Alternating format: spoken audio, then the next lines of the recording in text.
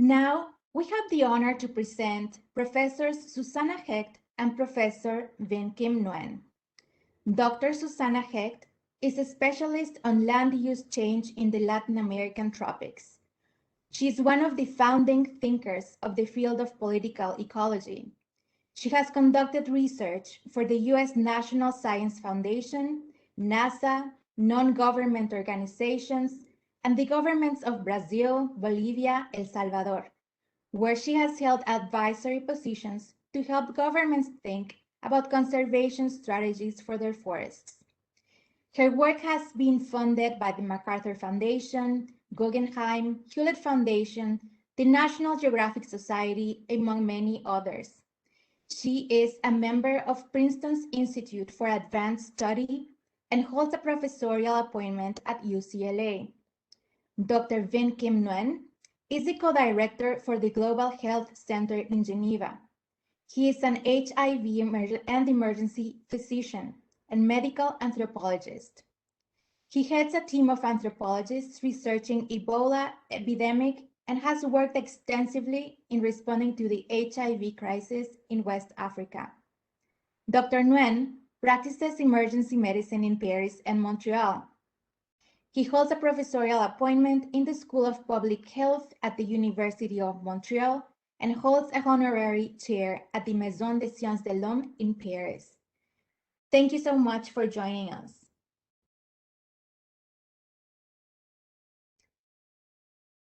Professor Hecht, the floor is open. Thank you. Muting myself. I'm going to now share my screen. Here we go. All right. I'm going to give a kind of a general overview about the questions of collapseology. It's now kind of a subfield. Vin Kim came into my office it seems like back in the Pleistocene and basically said, you know, there's all this stuff going on. We need to really start thinking about collapseology. So let's put together a class. And thus was born the madness known as the collapseology class. But it's really about known knowns, unknown unknowns, unknown unknowns, and knowns we don't want to think about. So we have a conjuncture of many kinds of different things. The way these are often talked about are in terms of things like black swans, that is unforeseen but highly consequential events, but people do actually see them, or gray rhinos, which are basically things charging at you that you don't want to look at, and then dragon kings, which are sort of the destructive political dynamics that transform things. First of all, collapse, well, we all know about this one, and anyone who has children has been immersed in the end of the dinosaurs and the meteor hitting it, but hitting Earth and changing, as they say, the world and making it safe for mammals such as us. But the other thing is that there's a long history of catastrophism and in all human societies, and also there's a long planetary history of this.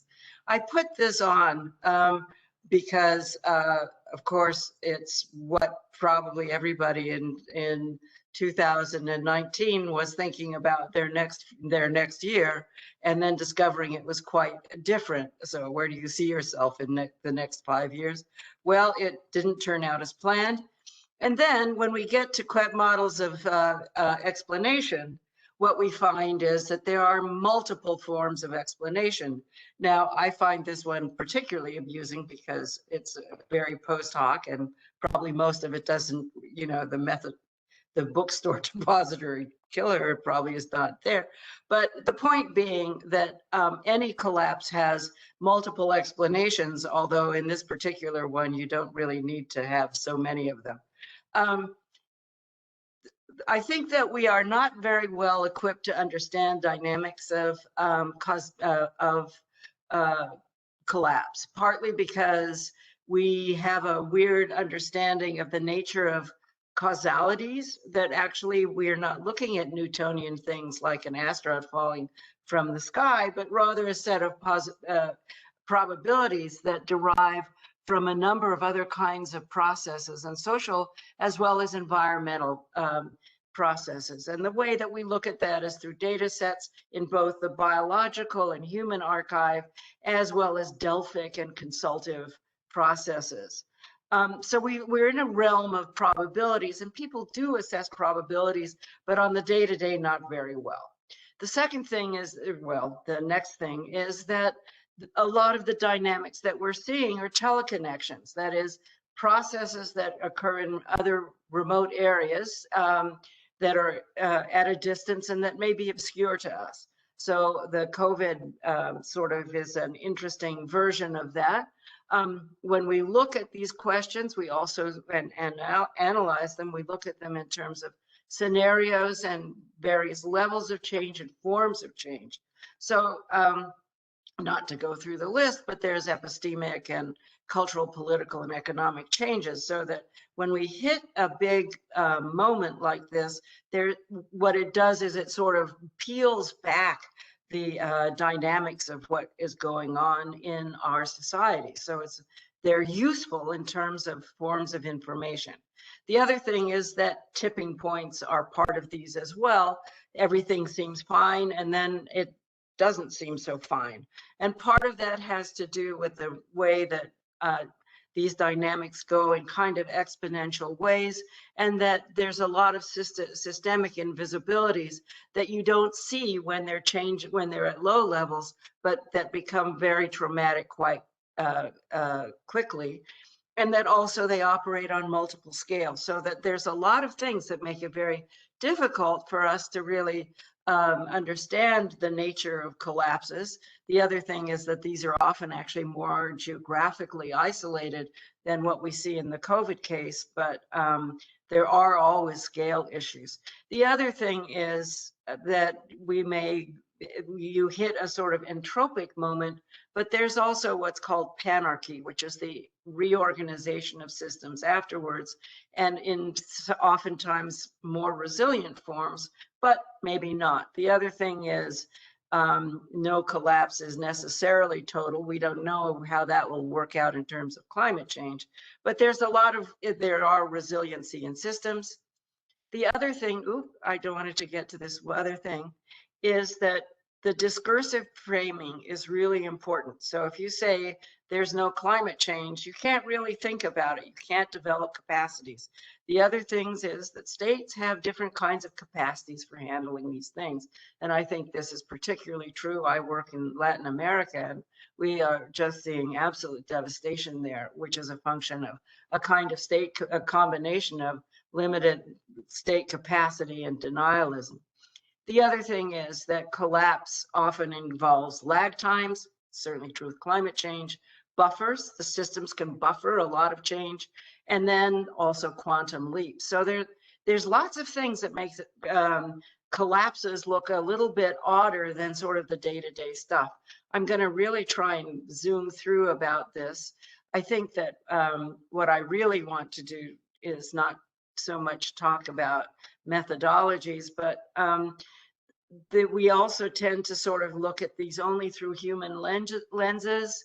And what I want to raise here is the concept of actants. You might know it from Latour's work, which basically non-human structures actually do a lot of, and organisms and things do a lot of things to transform human life. That is, the earth is not a platform on which we inscribe human history, but it's an active kind of element.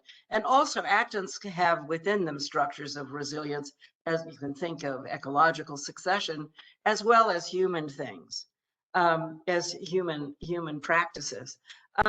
Also, economic models basically these days emphasize efficiency and are predicated on externalities. That is, a lot of the costs aren't calculated in the production of an item or a service. So the problem is that there's a lot of invisibilities in the system and costs to the kind of efficiencies we have. Resilience basically requires redundancy, not so much efficiency, and that kind of goes against the current kinds of models. The other problem is overrides. I've mentioned lags, buffers, and quantum leaps, but it's the nonlinearity of these that make them complicated, and our brains are kind of bad for this. And also, we don't have much by way of ethics. And collapses often have many things going on at once. And what are the realms of the possible? You know, the issue is that with kinds of collapses, while many people knew and thought about pandemics, and certainly Dr. Nguyen will have much more to say than that, but there's many more things that can go awry or that can go well than you think. When I teach my class on climates and history, one of the things I talk about is the climate disaster we didn't have, which was nuclear winter. And then the question of rates of change that are hard to perceive. Well, collapses sort of imbricated very deeply in virtually all societies. I always like to put the Noah's Ark on because it has at least the conservation of biodiversity written within it. But we have this idea that there's collapse is always around. And of course, it's either a capricious God or some merited retribution, or you could just think of things as being kind of cyclic. I'm going to finish up here rather quickly so that we can get on with this. But one thing is that, and this, of course, is this famous Durer thing about the 4 horsemen of the apocalypse and you know, you have to sort of think of this in a different moment, because what wasn't on the agenda so much was this, even though they were going to very soon after that picture was drawn have a little ice age, which was predicated on the loss of population in the New World. But the point is that in 1988, James Hansen spoke about climate change and its questions. And what you see is what was sort of the normal global temperatures at the point where he was talking about it and where we are now. So the other thing is, even though this looks very global, its sentience is really much more localized. And there are local, how should we call them, feedback mechanisms that enhance or diminish the dynamics of these. So while we look at these as a kind of red and frightening world, we have to understand that there are localities where this is playing out differently, such as Los Angeles. This is the famous 405. You Californians will certainly know this. And you really don't expect to be driving through Bel Air and Brentwood and having it look like this.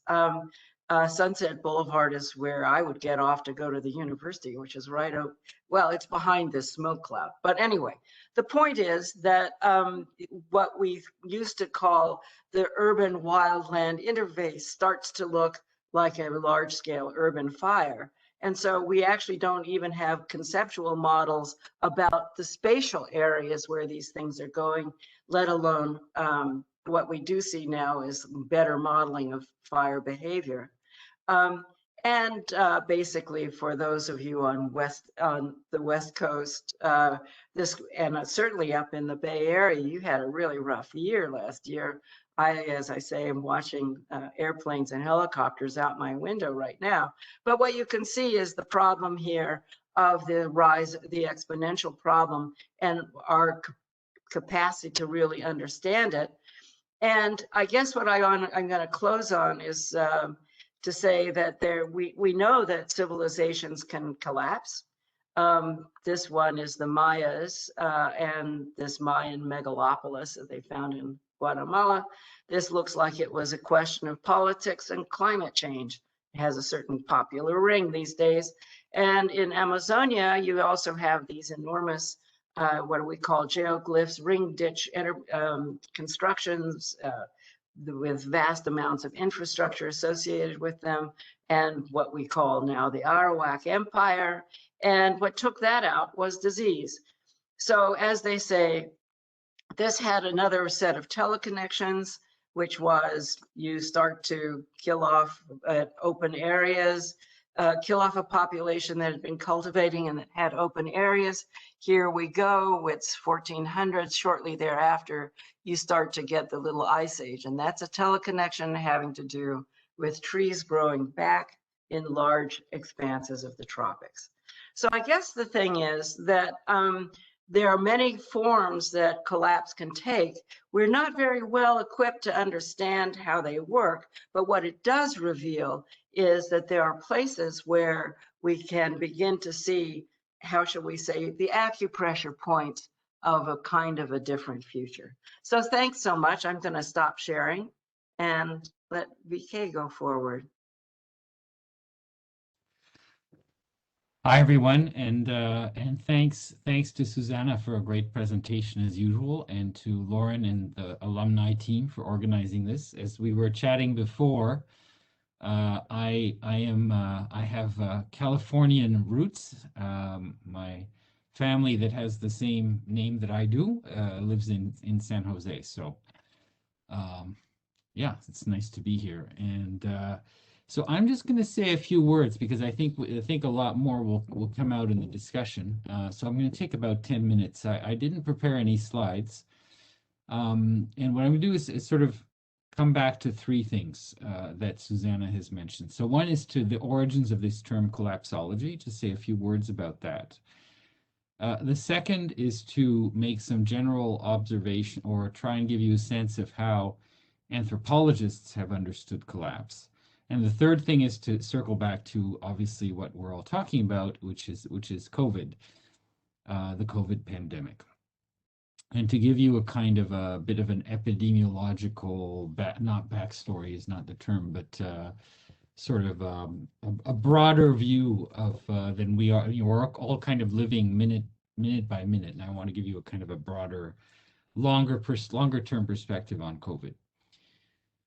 So collapseology is a term, as Susanna mentioned, that I discovered a few years ago, and it really refers to a group of French environmentalists. And the argument, so in fact, when I started reading around this, it became, what I realized is that although it was sort of packaged nicely in France, there is actually a much larger or international community of environmentalists, and I'm really going to gloss here, but basically they're saying it's too late, right? So we've already baked in over 3 degrees probably of global warming.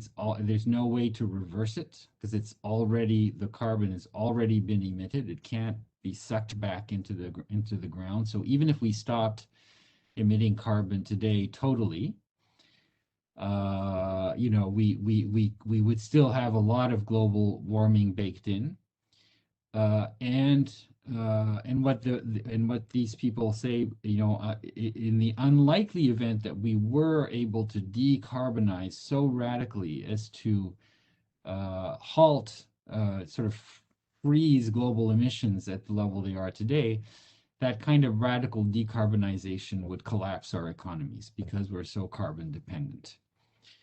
So this is so collapseology. For those of you who want to read around, you can Google deep adaptation. That's the term that's used in English. And as you can imagine, this is it's sort of a California-ish kind of community. It brings together a lot of very different people, from sort of right-wing preppers, people who are preparing for the end of the world, to kind of what they call eco-spiritualists. So, tree huggers and people, the people who say we have to just commune with nature and sing Kumbaya while the world collapses around us. I'm being a little bit facetious, but I'm just to give you an idea. And you've got this middle group of people who are really saying, look, all this talk of mitigation, of decarbonizing, it's all greenwashing, right? Because electric cars are not going to, we're not going to electric car ourselves out of this situation. So what we need to do actually is to get ready for a a fundamentally changed planet and a fundamentally changed way of living. That's kind of the core message. So that's where the term deep adaptation comes in. When you troll around the internet, you can see there's a lot of discussion boards, a lot of, Peter Thiel would be a collapsologist probably. He's prepping. He thinks it's too late. People are building spaceships if they're rich enough. So it's kind of an appealing topic because it's so dramatic.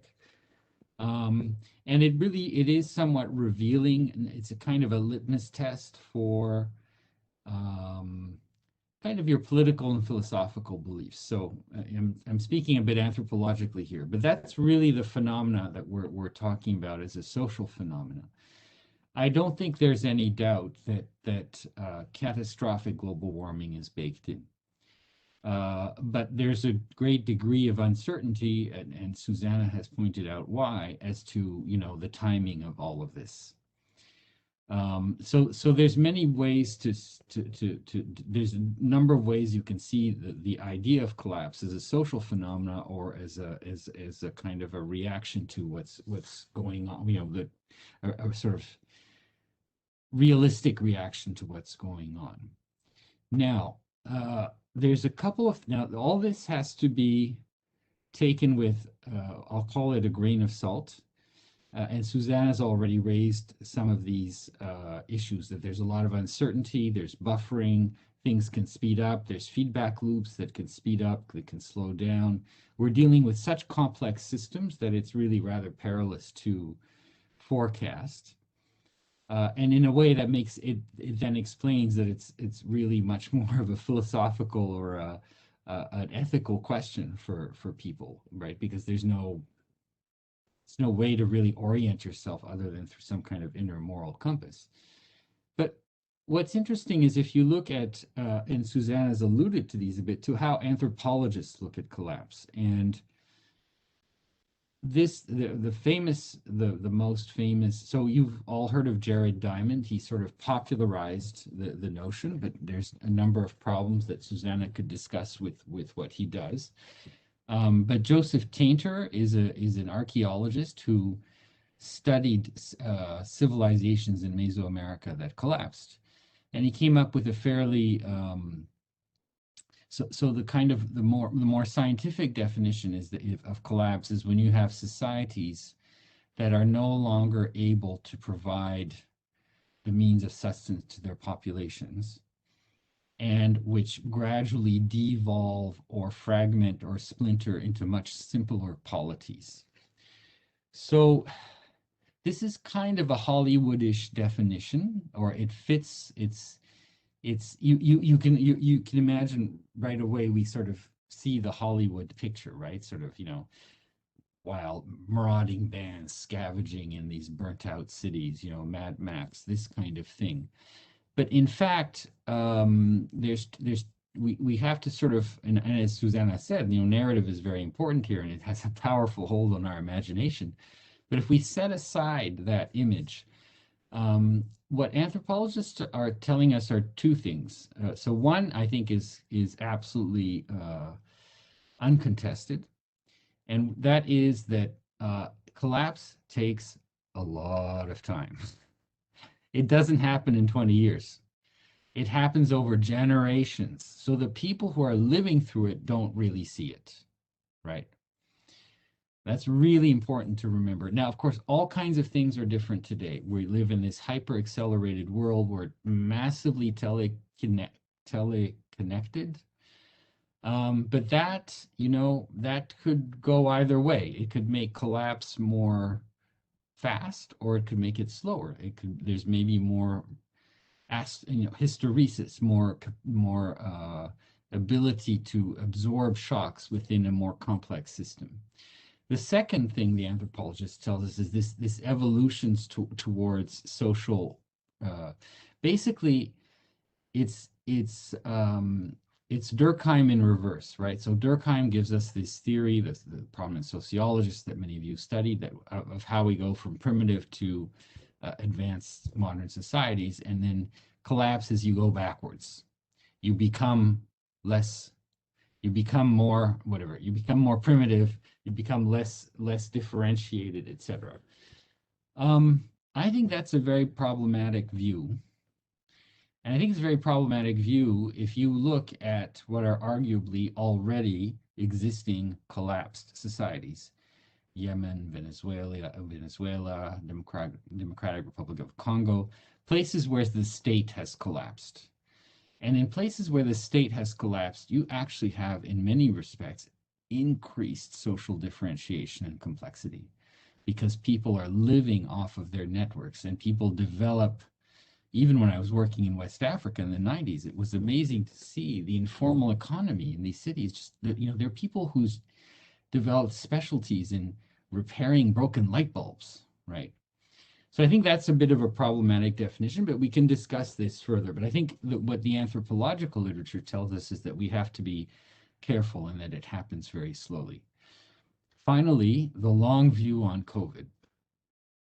So you can see now where I'm coming to, which is I'm always tempted to think, wow, we had this global pandemic and nothing collapsed.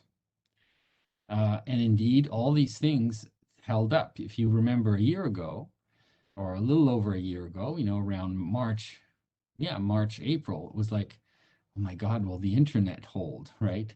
Remember when they were slowing down Netflix, which was already a big panic. And supply chains were disrupted around the world, PPE, et cetera, et cetera, et cetera. So in many systems came close to collapse, to no longer being able to function in this sense, no longer being able to carry out the basic tasks that they were meant to carry out.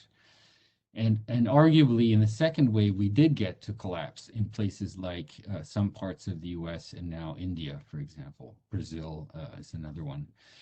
And I don't want to go into all the, what happened here and what happened there and so on and so forth.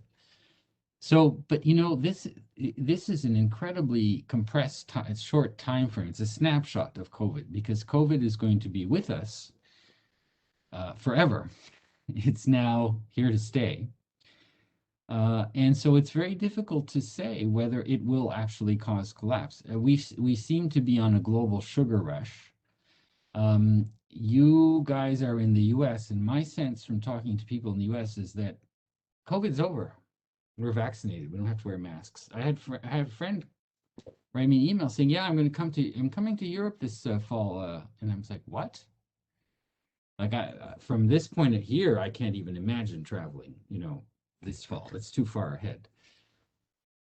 So so really we're at the very beginning of COVID. I think that's my main lesson, and I'll give you two biological facts for that.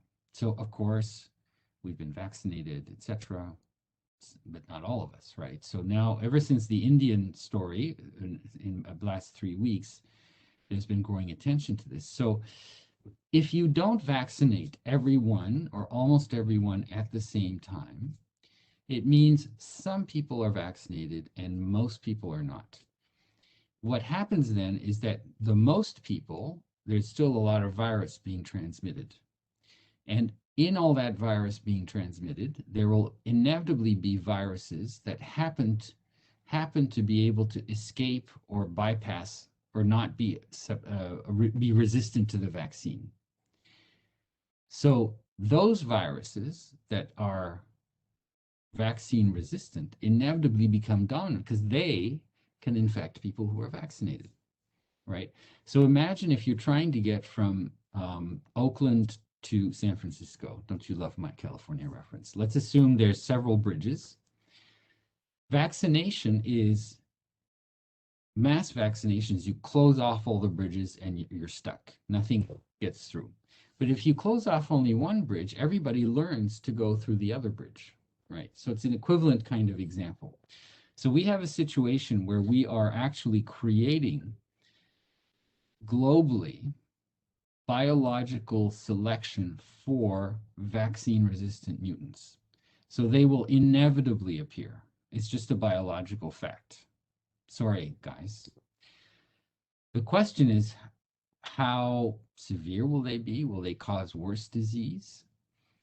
Will viruses that infect people who are vaccinated cause vaccinated people to develop severe autoimmune reactions, as in dengue, which kill about a quarter of the people who get reinfected? That's kind of the nightmare scenario, which keeps people like me up at night. You know, or will it just be kind of like the flu? You know, we'll get these variants circulating, just have to revaccinate. We have no fucking clue, is the honest truth, right? So that's where I think maybe things haven't collapsed, but if things get worse, they could. I don't know, or they could not. Probably not.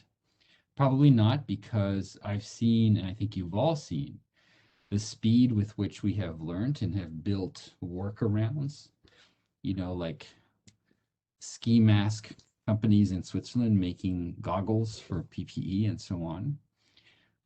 But, you know, we don't know. Now, this is where, and the part I think that's the most worrisome, I'm just nonstop good news tonight, is that to keep our economies afloat, the sugar rush that we're all on, it has been, this has been done by borrowing, and I'm sure you know, collectively know way more about this than I do, but collectively, public borrowing, there has been a massive, you know, trillions and trillions, trillions of dollars of public borrowing to keep economies afloat. That money has to be paid back.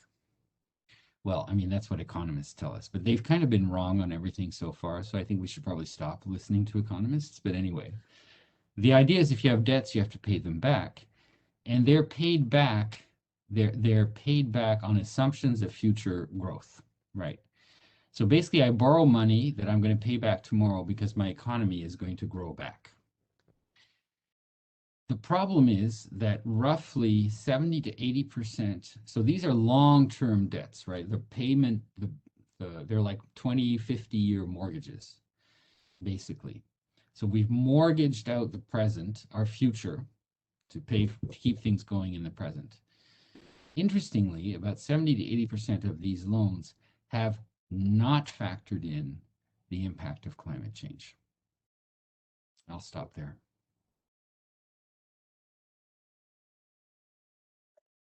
Impact of climate change on economic growth, I should add. So the thinking is, if there are severe climate stresses, then this could cause the whole thing to collapse. But the economists will know more about this than I do. But then maybe we should not listen to economists. We had an economist in our class who actually came and said, not our fault, we just can't predict anything, price anything 25 years into the future. So that gives you the level of intelligence of many economists when it comes to thinking about these kinds of issues. All right, so any questions? We have Thank 22 you, minutes. Dr. Hecht and Dr. Nguyen, for your insight. And it is very interesting how this pandemic has shocked some of our systems, as Dr. Nguyen has been mentioning.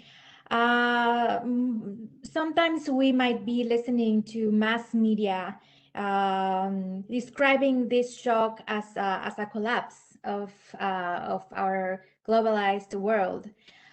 So one of the main questions, or one of the first questions, would be, why don't you think this is a collapse? And if this is not a collapse, how can we identify it and not confuse it with just natural evolution or a change in the system?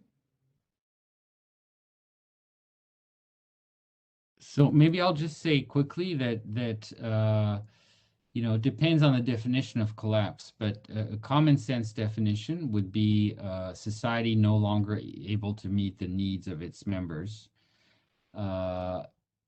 Once again, this is, I think I would argue it's too early to tell, because we're just a year in.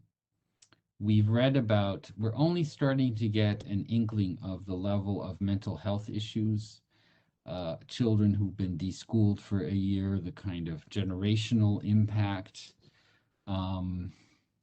So it's clearly not, it doesn't look like anything has collapsed, but when you're living through it, it never does. So that kind of makes me a little bit stuck into how to answer. Collapse is not as dramatic as the Hollywood version. It's this long-term process of, if you agree with the anthropologists, of destructuring, and if you look at what the kind of the sociologists say of people no longer being able to meet, being able to ensure their survival. I mean, collapse is places like DRC and Yemen, where this is, people. Literally, when I was in DRC, there was, literally people would get guns and set up militias to guard their fields in harvest or to take over other people's fields just so they could eat. That's collapse to me. I don't think we're anywhere near that.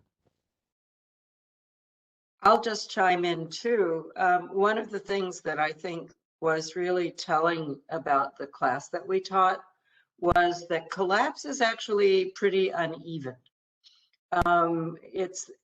We have it's like that global picture of the hot world or something. You sort of think, oh, it's just the same. Well, some places are living in the future, and some places, like the cold spot off of Uruguay, is living in the past. So, and the other thing is that the capacities of different systems are different.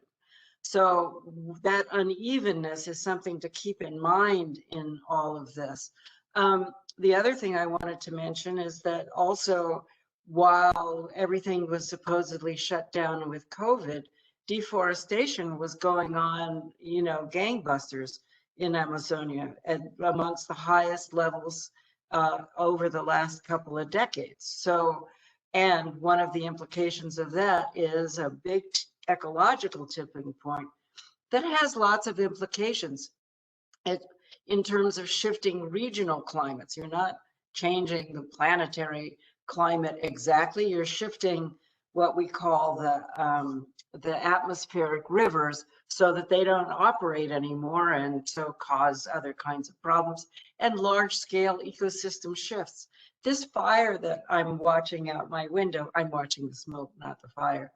But one of the things that we've seen here is actually a biome shift in Southern California from the chaparral into annual grasslands. That is, they have the landscape hasn't recuperated back into its former self. So one of the things is, and again, while you're in a tipping point, you don't necessarily see it. And the other thing is the unevenness of it.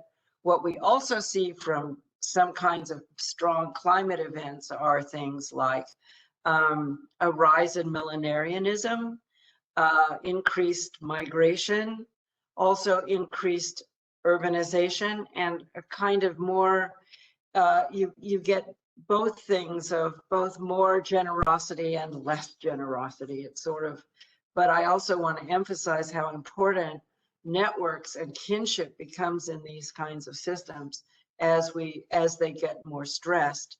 And the other thing that I think is really clear in the kinds of debates we're having in the US right now is that from rejecting the state as being an important mediator of life under new kinds of stress, I think we're seeing in the policies that are being passed a kind of emphasis on the importance of new kinds of systems of governance and government in supporting livelihoods, which wasn't really there before. But in the meantime, plenty of things are collapsing.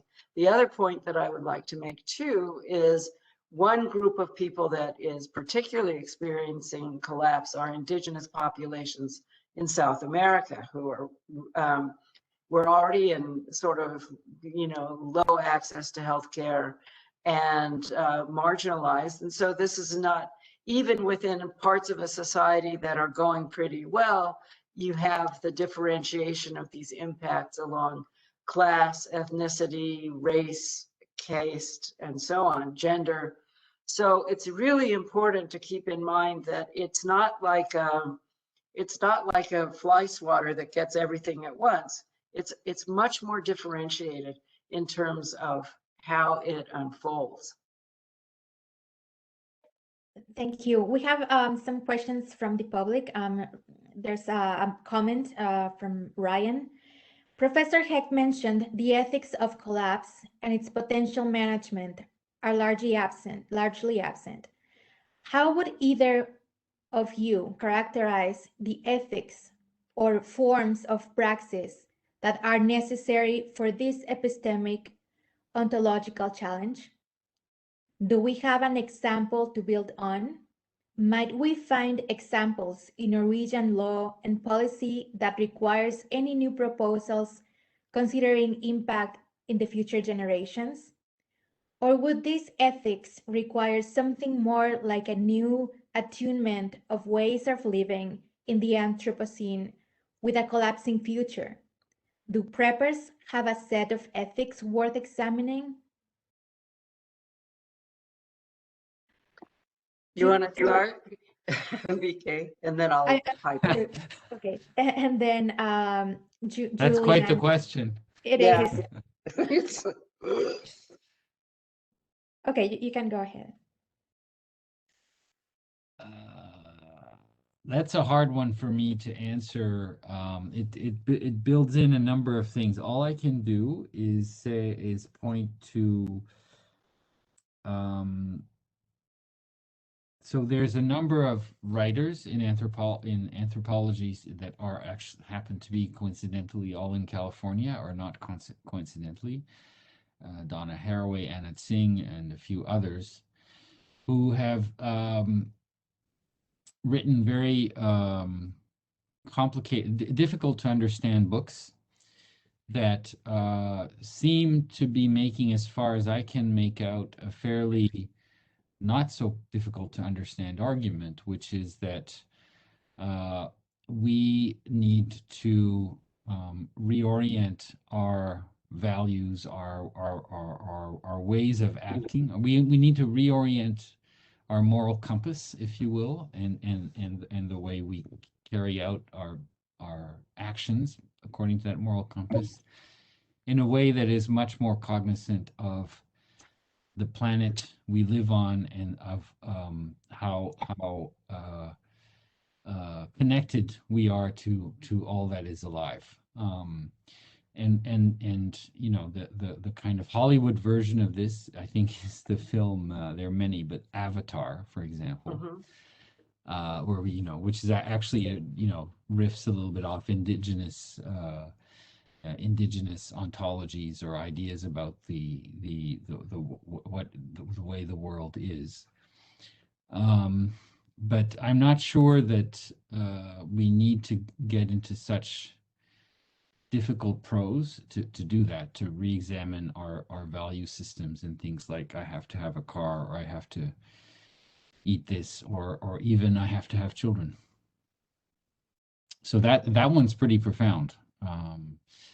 But there's I think in that literature there's it's not weird, but there's a kind of an almost romanticization of death and tragedy and, you know, end of the worldishness. And the end of the world is never really the end of the world. I mean, it's just the end of someone's world.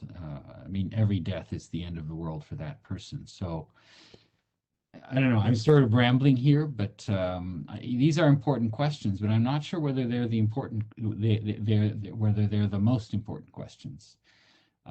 Maybe we just need to start doing things differently now without getting too much a fluster about philosophical concepts and ethics and so on. But Susanna, yeah, I think this is an interesting, I mean, of course, there are lots of questions. And again, the book that I like, VK, I'm not so, first of all, you get into like a language swamp that, you know, before you know it, you just, you know, like why, you know, you just want them to stop it. But I think that there's a couple of things that I don't know whether I feel, well, I'm an optimistic person, so I always think, well, you know, maybe this is just rhetorical, but it's still not nothing. First of all, you know, these indigenous, and I don't think that indigenous stuff is niche. I think indigenous stuff that has been able to persist through 90% of their population collapsing actually has something to say about what it takes to survive collapse. So I'll make my references to Latin American, mainly Amazonian and Amazonian country kinds of politics. One is that they do have a different kind of ontology about the meaning of nature and respect for nature. So, and remember, this was not a, you know, these were complex societies with lots of commodities and stuff moving around, lots of trade, networks that moved from central Amazonia to the Florida coast. So we're not talking really about, even though one might have the idea that these are basically people, and Amazonian Indians basically run around naked and paint themselves red, but rather that they are complex thinkers about their situation and have been able to manipulate and to think about how to be in the world, even in a collapsed world, which is collapsed on a level that we haven't seen. The second thing is that they are also very engaged in their own political realms in ways that have infused, at least at the level of rhetoric, the ideas of the Pachamama, which is the Mother Earth, that actually the earth itself has rights. And there is a politics both in the United States and in Amazonian countries of increasingly the rights of rivers to exist. Do trees have standing? That is, can they sue? Can their advocates sue within legal systems? And then the idea that is written into the Bolivian and the Ecuadorian, and to some degree the Colombian constitutions, which is the idea of buen vivir, good living, that living well is not just a thing of accumulation of commodity consumption, but it's of a rich social life. And this is often and so taken with a combination of the ideas of the Pachamama, the rights of nature, and buen vivir. While it's not we can say, well, that's all very poetic. Susanna, thanks so much for your insight on this. But the point is that it is actually starting to, you have to have at least the language for talking about some of these things if you want to transform these situations. And remember, until 1988, Indigenous people in Amazonia didn't even have citizenship rights, and quilombolas, the Afro-descendant communities, had no land rights and were largely dismissed as a peasantry rather than an ethnicity. So there are lots of, I think, you know, taking a somewhat longer historical view on these kinds of things is kind of helpful. And again, I will make reference to the climate catastrophe we didn't have, which was nuclear winter. So one of the things is that, you know, we want this to change more quickly, but, you know, there's also the whole thing of paso a paso. The other thing is I used to live in Humboldt County, which was one of the big places of the back to the land world. And one of the things, and this follows up on Dr. Nguyen's point, which is people start to create different kinds of societies.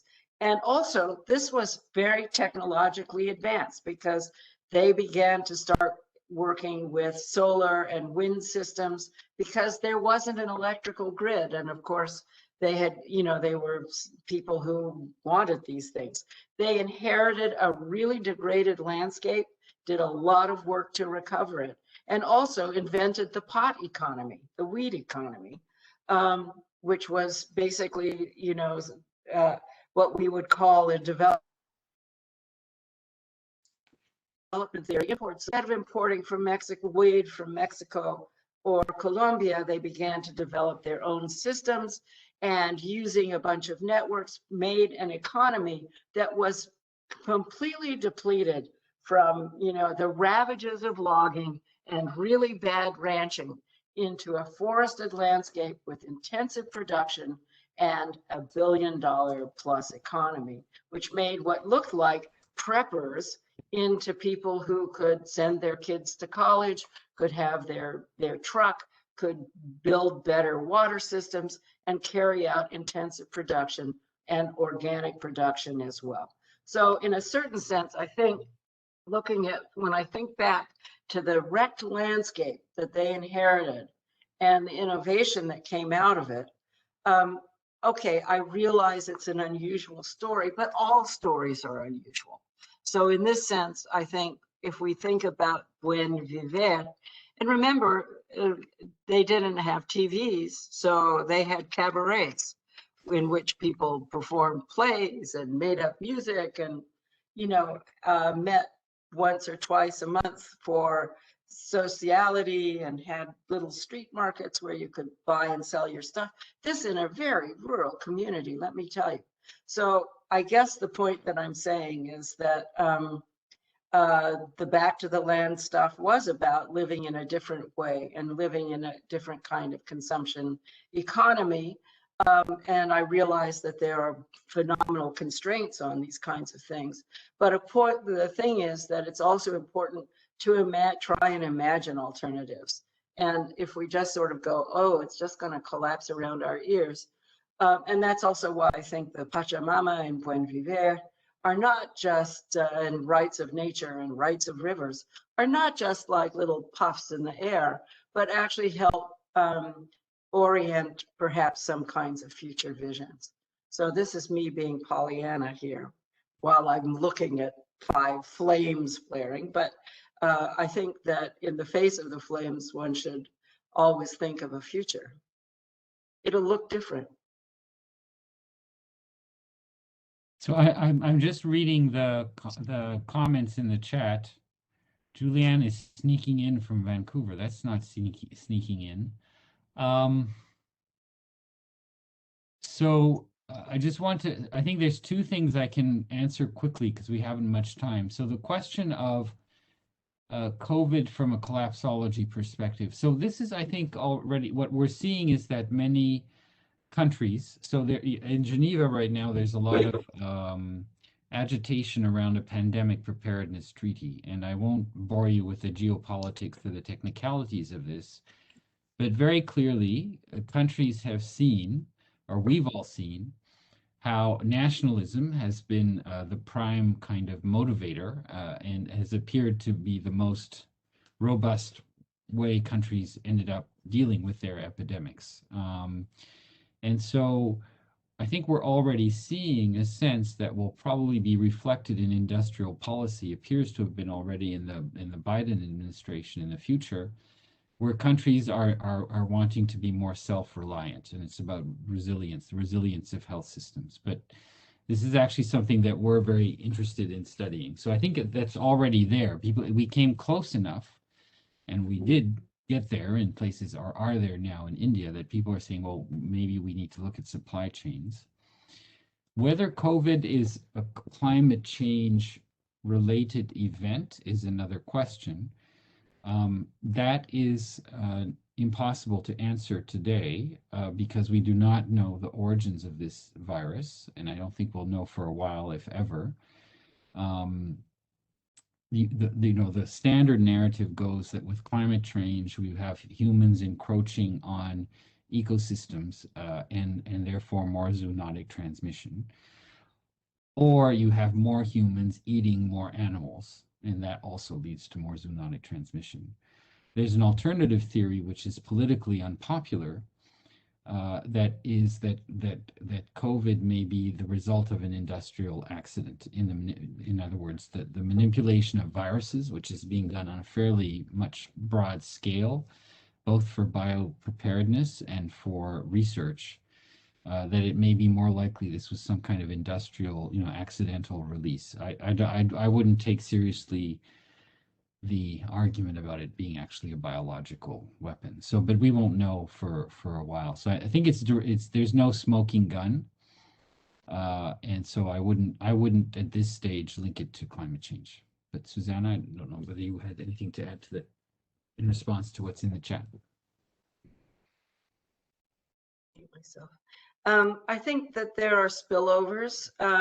You get, I think Zika is probably a spillover.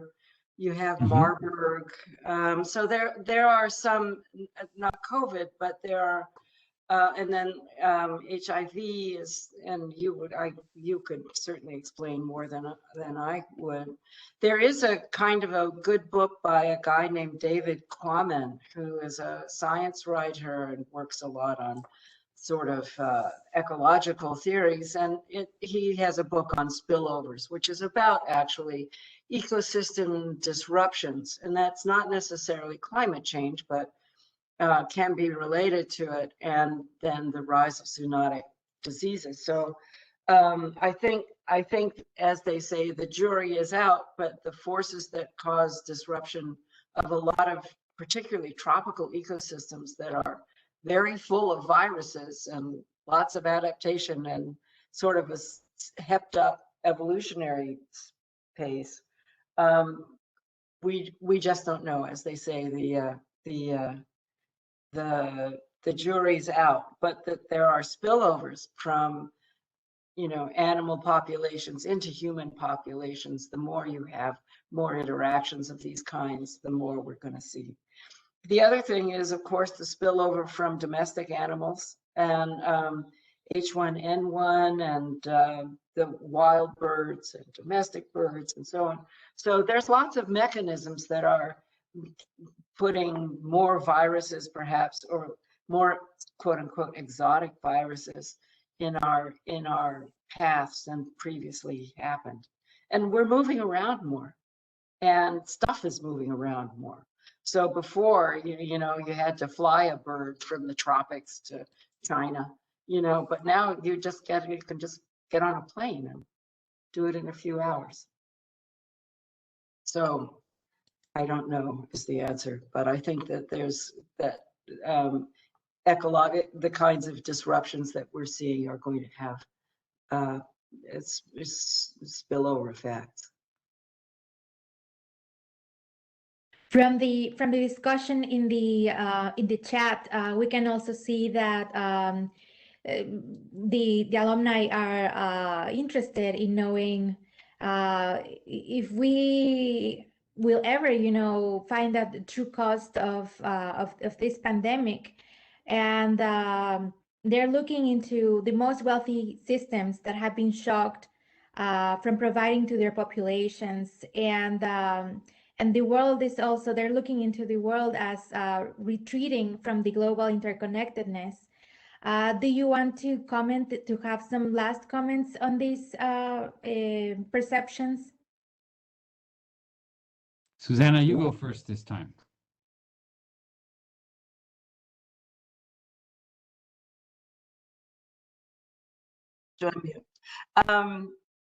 My thoughts about this is that we'll never know the cost, because we don't even know how many people are infected and how many people died. And there are also many kinds of costs that we aren't accounting for in all of this. We might even just try to imagine in the mortality amongst indigenous populations.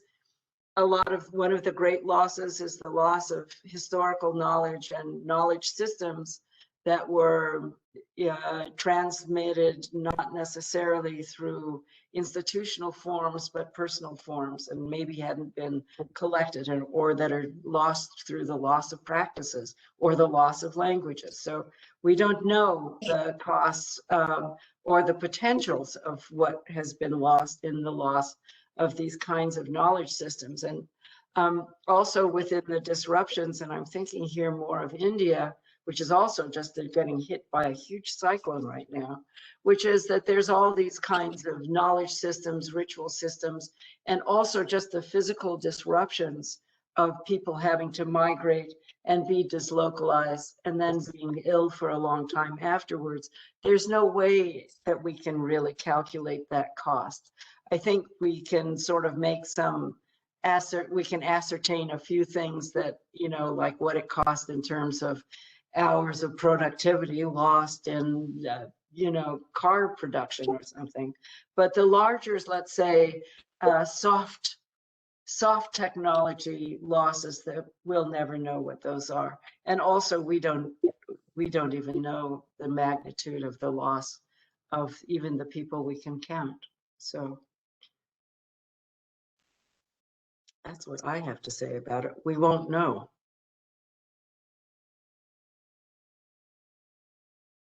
Dr. Nguyen, if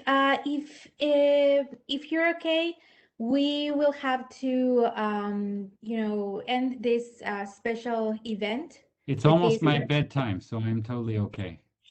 Perfect. Well, we remind the alumni in the U.S. West Coast, in particularly in California, to connect with us. Our chapter in San Francisco intends to renew its board of alumni representatives.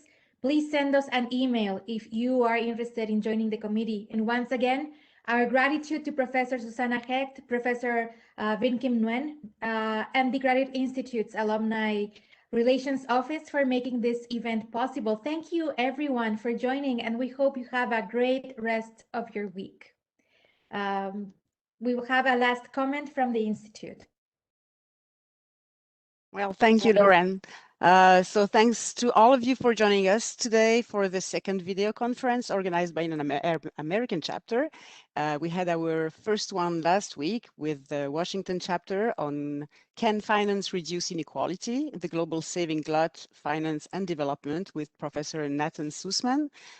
So if you are interested, the video is available on our YouTube channel. For those of you who don't know me, my name is Karine Le, and I'm head of Alumni Relations and Professional Networks at the Graduate Institute. I'll now switch to French, as we are a bilingual institute, and because 2/3 of you mentioned French as their preferred language for correspondence. So first of all, let me ask you to open your cameras so that we can see each other and maybe interact for a while. For those who wants to stay online, I saw that Benjamin Hood is there, so it's a long time I haven't seen him. So if you can stay and open your camera, that would be awesome. Je profite donc d'avoir la parole pour remercier Clémentine Pierrefeu, qui est étudiante de première année en études du développement à l'Institut et qui travaille avec moi et assure toute la partie technique de cet événement.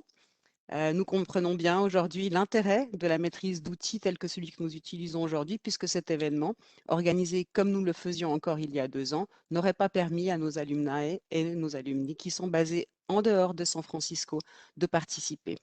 Ainsi, sur l'ensemble des inscrits à cet événement aujourd'hui, 34% sont basés aux États-Unis et au Canada, 30% en Suisse et 18% depuis le Kyrgyzstan, l'Inde, l'Amérique latine, l'Afrique et autant depuis l'Europe. Jamais auparavant, nous ne pouvions nous retrouver ainsi de manière internationale et avoir accès à des sources et des ressources de savoir éloignées. That's why I will switch back to English now to announce that the Alumni Association is organizing with several alumni based around the world, the first ever Alumni Roundtable Symposium on Emerging Challenges for Global Citizens on Wednesday 16th and Thursday 17th of June. And it will be from 2 to 4:30 Geneva time, 8 to 10:30 American time. There will be also an exclusive visit of the new student residence Grand Morillon on Friday, 18th of June at 6 p.m. So this will be in presentiel for those of you who can join. And finally, let me remind you that we have about 20,000 alumni spread all over the planet and more than 60 representations, 40 chapters, 20 ambassadors. We'll meet all of them next week for our annual conference call, and we have recently virtually launched 2 new chapters in Accra, Ghana, and Cairo, Egypt. So I count on the entire alumni community to follow the example of Lauren. Thank you again, and to contact us to think and imagine together the ideal event for your chapter. Thank you again for today. Thank you, Professors Susanna Hecht and Vin Kim Nguyen, for your presence, your knowledge to share it, and your support. So have a good day wherever you are, or a good evening. Thanks to all of you. Thank you, everyone. It was nice chatting. Thank you. It was a wonderful opportunity. So I hope you will think about us when you look at your fire season that's coming up, you in California. We're getting it in the South early, but you'll be getting it soon. So hopefully you'll make it through. Thank you, Hopefully. everyone, Yeah. and take care.